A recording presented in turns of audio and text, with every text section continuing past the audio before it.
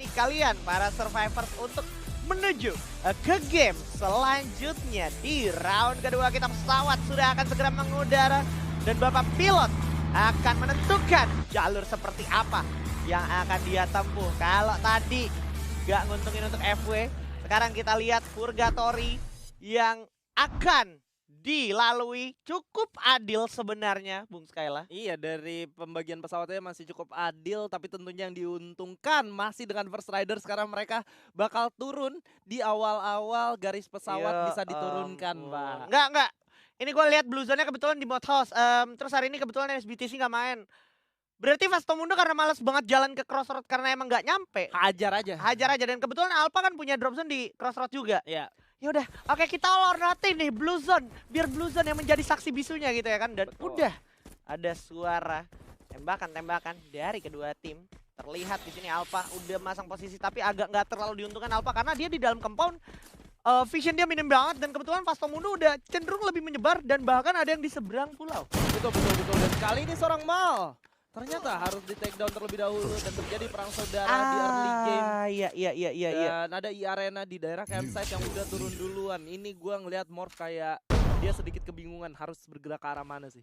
Karena gue ngerti banget kok dia pengen turun ke arah Lumber Mill. Tapi dia kalau bisa ambil campsite dulu sebentar dulu. baru ke Lumber Mill. Nggak langsung ke Lumber Mill. Iya. Tapi ya yang tanpa mereka sadarin, di arenanya ternyata juga punya daerah drop zone di daerah situ juga pada akhirnya nih. LGDS coba untuk ikut campur juga. Oh wow, LGDS sepertinya tidak terlalu baik keputusannya. Mengingat emang Arena cukup paten kalau ngomongin campsite, kalau ngomongin kemah-kemah yang bisa memantau vision ke arah Brazil, bisa memantau ke arah Lumber Mill dan juga ke arah Forge.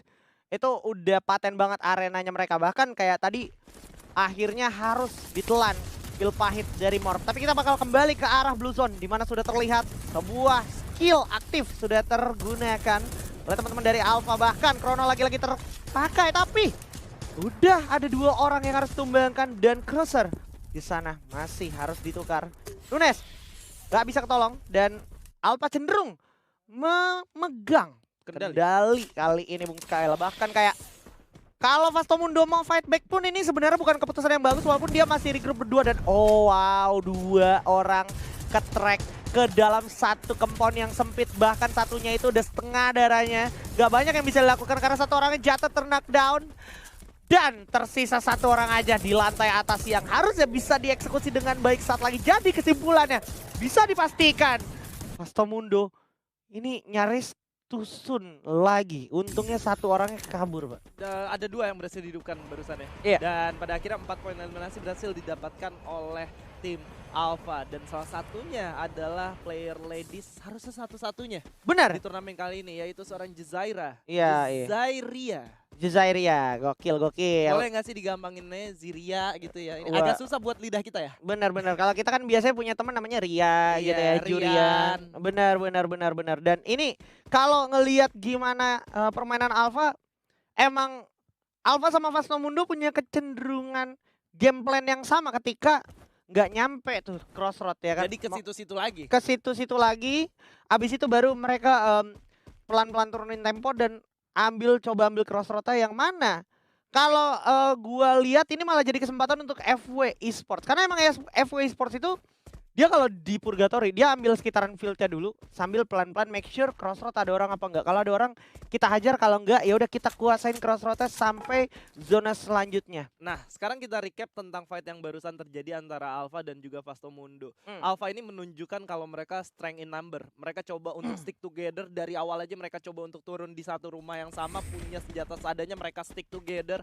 Apapun ceritanya mereka tetap bareng, jalannya berempat. Dan kebetulan dari teman-teman Vastomundo itu ada satu orang yang terpisah di balik satu pohon. Dan mereka coba untuk komit ke arah sana untuk mendapatkan takedown-nya agar kondisi menjadi 4 lawan 3.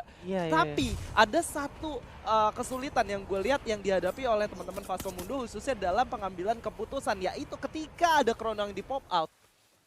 Satu player dari Vastomundo yang notabene ada di belakang pohon dan masih cukup aman-aman aja, dia dipaksa masuk ke dalam krononya. Nah, Padahal di kondisi seperti itu dia masih bisa di cover sama dua player yang ada di belakangnya, bahkan masih ada satu yang flanking. Kalau dia coba untuk stay aja di sana, teman-teman dari Alpha juga nggak bisa nge-end dia juga kok. Iya, Kalaupun iya. keluar bakal ditembakin juga gitu. Iya, itu kembali lagi berarti tentang mindset ya. Mindset. Tentang mindset kembali lagi gitu. Mindset. Iya, tapi emang gua nggak ngelihat potensi Vastomundo itu baik di Close Combat, jujur aja. Memang diakui sama player-player Indonesia pun mengakui Vastomundo jarak jauhnya itu gak bisa diremehin. Kepala terus, tapi ketika jarak dekat, hal-hal tersebut akhirnya bisa kejawab sama bahkan tim yang datang dari region MEA gitu ya kan, yaitu Alpha dan Morph berhasil selamat dari genggaman mautnya FR dan juga iArena tadi, dan iArena pun langsung menguasai, mendominasi area Lumber Mill. Ini sebenarnya secara konsep Morph sih lagi keluar dari konsepnya dia nih. Ya. Ini udah bukan pakai plan A tapi bahkan plan B atau C nih jatuhnya. Iya, karena mereka juga udah sedikit kesulitan, mereka harus muter kepala banget gimana cara mereka bisa dapetin resource yang udah mereka buang di early game. Benar. Dan pada akhirnya mereka coba main di daerah field, berhasil menghidupkan kedua temannya. Tapi lu tahu sendiri, field bukan merupakan satu tempat atau drop zone yang memiliki lootingan yang cukup banyak, Pak. Oh iya, benar. Apalagi ketika lu turun ke daerah field, ketika teman-teman yang lain atau musuh lu itu udah berada di checkpoint kedua mereka, bukan di tempat drop zone pertama. Itu dia. Tapi yang jadi gue mengerti kenapa akhirnya Morph memilih field.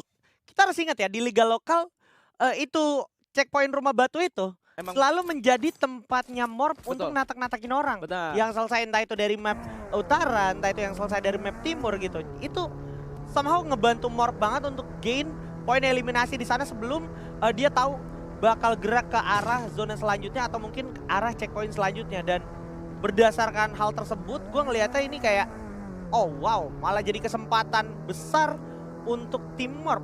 Bener aja, dia bisa punya peluang untuk menjegat orang yang datang dari entah itu campsite, entah itu Brasilia 13 ketika lewat rumah Tayo nanti menuju ke arah batu besar dan juga tembok gitu ya kan.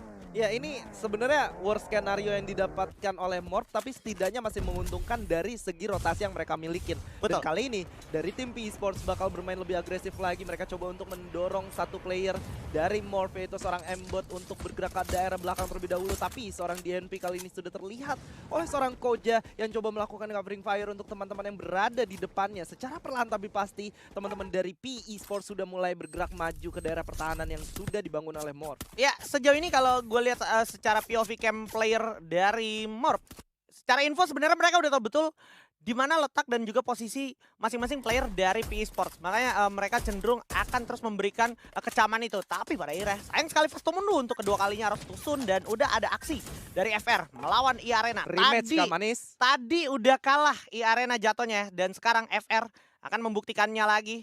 Akan coba maju menuju ke arah iArena limit. Tertinggal, untungnya masih berhasil selamat. Coba regroup dulu.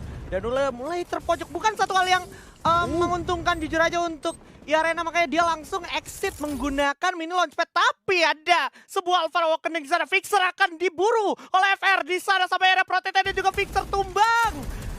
Oh my god, Indonesia memang ada di level selanjutnya. Yes, dan kali ini satu player dari iArena masih selamat, yaitu seorang Limit. Dan pada akhirnya Protetai yang kita tahu memiliki satu mekanik jarak dekat yang sangat kuat tidak bisa menjawab gempuran yang diberikan oleh teman-teman dari First Rider Eclipse. Gua kira mau rematch, ternyata sulit ya Pak ya. Iya. Emang udahlah, kita tahu betul ya. Emang FR ini pengalamannya tuh nggak bisa disangka lagi, jujur aja. FR ini punya hal yang akhirnya bisa disadari sama survivors. Ini tuh harapan besar Indonesia juga gitu. Ini merupakan salah satu tim yang menurut gua sangat-sangat deserve lah untuk berada di panggung internasional. Jelas. FR dari darahnya mereka, dari keringatnya mereka, dari air matanya mereka, First Riders Eclipse ini udah menyicipi semuanya, dari ups dan downs-nya juga. Mereka udah tahu betul gimana caranya mereka gagal, gimana mereka menang, gimana mereka menjadi spesialis juara 2, dan gak menutup kemungkinan di kesempatan kali ini mereka bisa menjadi yang pertama. Amin. Dan ternyata Limit untungnya Ketahuan. ini harusnya ketahuan. For sure ini harusnya ketahuan karena Limit itu lagi mode ke Grandmaster. Oke, ini mode nge-push ke Grandmaster teman-teman ya. Ngendok di pinggir pantai terus jongkok biar pala lu nggak kelihatan di air gitu ya kan. Dan tapi bertemu di persimpangan, ada First Riders kali ini bakal coba dot setup melawan LGDS. Tapi LGDS Roro, pengendaranya kehilangan di sana. Tapi Darko berhasil menukar satu dan Roro membalasnya. Ada ledakan datang dari Souza. Bahaya sekali Mayday dan Roro. Hati-hati, sudah dalam bahaya. Sudah sisa satu aja keluar, Trogon digunakan dan akan dimakan oleh First Riders Eclipse. Ini dia kekuatan Indonesia, FF Indo bersatu. 8 poin eliminasi di menit 10 yang sebenarnya gameplay seperti ini biasanya ditunjukkan oleh E-Arena. Benar. Dan justru kali ini berhasil ditunjukkan oleh First Riders Eclipse. Oh. Ini sebenarnya menjadi jawaban juga untuk beberapa orang, bukan beberapa orang, bahkan banyak banget orang yang sempat memandang FR ini sebelah mata loh Pak. Benar. Tapi ini benar-benar dijawab secara konten di 2 game, 2 early game yang udah kita laksanakan di match day pertama kali ini. First Riders Eclipse merupakan salah satu tim yang harus dan wajib benar-benar disegani oleh tim lainnya. Gokil bangga banget gue punya tim sekelas FR kayak gini. Dan kali ini lawan mereka selanjutnya adalah tim yang juga punya kapasitas tinggi, yaitu FL atau tim Flash. Nah ini nggak baik nih. Sayangnya bukan jadi hal baik karena tim Flash sudah standby di sana lebih dulu. Dan sisa 2 player aja, Souza. Jangan dilawan terus. Ada baiknya boleh tiarap sambil coba mengamankan diri, karena sebenarnya masih ada kesempatan untuk membeli kembali nyawa teman-temannya. Lain cerita kalau misalkan tim Flash benar-benar menunggu. Oh my god, ganti musuh Farang. Lagi-lagi mereka berjumpa, punya beef tersendiri, dan Yanvin berhasil mendapatkan Spade. Faiz juga terpisah cukup jauh di sana. Kepisahnya itu bikin ini fightnya jadi nggak bagus banget, nggak ideal banget untuk teman-teman dari Farang. Pada akhirnya tim Flash harusnya punya kesempatan besar untuk memenangkan fight ini, tapi Jembal berhasil mendapatkan satu pick off ke arah yang lain. Dan oh my god, bakal diledakkan begitu saja oleh Yanbin dan juga sebuah RGS yang sangat menyebalkan tentunya. Melulu lantakan pertahanan dari Farang, dari kejauhan Souza bisa ambil vending machine, buka glual, dan oh my god, lu harus lihat ke arah area belakang Marble Works juga karena masih ada EVOS Phoenix. Yes, EVOS Phoenix juga secara perlahan sudah mendengar fight yang sedang terjadi. Mereka coba mengambil kesempatan, mereka coba bermain selayaknya seekor hyena yang mendapatkan beberapa poin eliminasi dari kejauhan. Dan kali ini seorang Noob berhasil di take down. DNP juga di sana oleh seorang Jazaira. Oh my god, Alpha benar-benar on point kali ini. Bahkan 2 player dari PE Sports sudah berhasil di take down. Hanya menyisakan seorang 90L aja, tapi PE Sports masih cukup kuat dengan 2 player yang tersisa. Hanya menyisakan 1 player aja, tapi dari belakang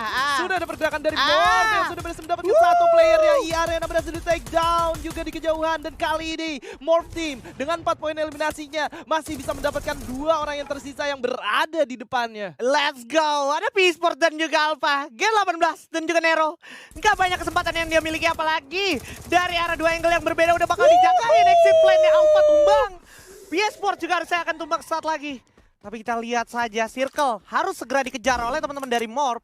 Yang memang kalau mereka sampai telat, ini bakal fatal banget. Karena Morph kecil, lumayan kecil juga aja potensinya dia untuk masuk ke circle terakhir, kecuali dia menggunakan mini launchpad dan langsung fight melawan teman-teman dari FW Esports. Tapi assalamualaikum, udah langsung dihajar begitu saja. 1 orang udah jatuh Suzana dan masih bakal coba diledakkan dengan RGS yang dimiliki oleh Bon James.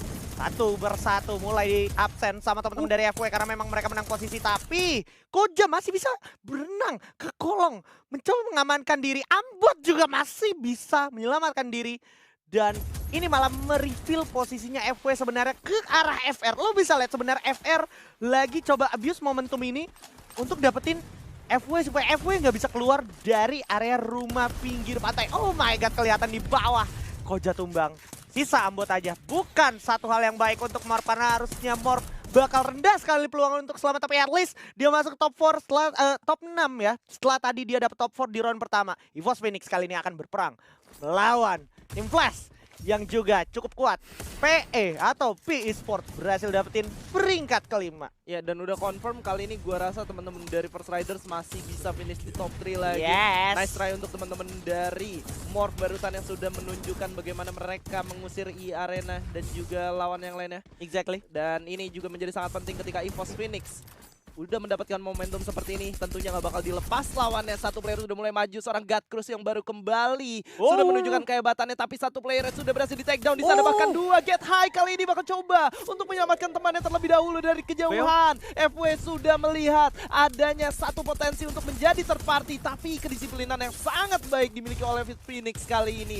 4 player yang sudah berhasil dihidupkan kembali. Oh my god, Team Flash. Unfortunately ada FW Esports yang tiba-tiba datang langsung meluluhlantahkan jantung pertahanan mereka. Lempar frag grenade terus sebisa mungkin dari Naipan. Sampai akhirnya EVOS Phoenix harusnya nggak bisa keep up lagi di momen seperti ini. Hashtag 3 harusnya adalah milik EVOS Phoenix karena EVOS Phoenix udah nggak punya member yang lebih. Tapi kita bisa lihat Indonesia kali ini punya kesempatannya walaupun Lozi di sini sendiri aja dan berhasil ternyata didapatkan oleh FW Esports. Congratulations. Kan gue bilang sebenarnya ada satu gameplay yang sangat unik yang ditunjukkan sama teman-teman dari First Riders ketika mereka udah memang nggak bisa melakukan fight nyampe ke arah late game. Mereka cuma menggunakan satu insting sebagai survival, lone survivor maksudnya. Mereka berpencar, mereka coba cari tempat yang paling aman dan mereka coba untuk dapetin 1-2 kill kalau bisa. Kalau nggak bisa, sebisa mungkin bertahan sampai akhir dan dapetin placement tertinggi. Posisi kedua dengan poin eliminasi yang cukup banyak berhasil didapatkan. Benar, berarti kata Bung Surya. Mungkin kita harus summon Bung Surya lagi. Gimana nih Bung Surya? Random ya berarti ya? Untuk round kedua tadi kita melihat ada setup yang aku rasa cukup kuat ya, harusnya setup yang dibangun oleh Vasto Mundo di bagian atas. Bener. Mereka menyebar untuk apa? Memaksimalkan resource pertama. Betul. Ngebagi view mereka ke arah satu tim lawan. Betul. Tetapi ternyata sistem mainnya, gaya bermain Alpha ini lebih mengerikan, Pak. Iya. Empat-empatnya itu pegangan tangan, dia ngeroyokin satu persatu player. Iya. Dari tim Vasto Mundo itu. Sampai dengan akhirnya 2 player yang kesisa nggak bisa jauh-jauh juga, masih di satu pulau yang sama gitu. Walaupun memang sudah berhasil nge-revive temannya. Tapi ya 4 kill itu berharga sekali loh bagi setiap tim gitu ya.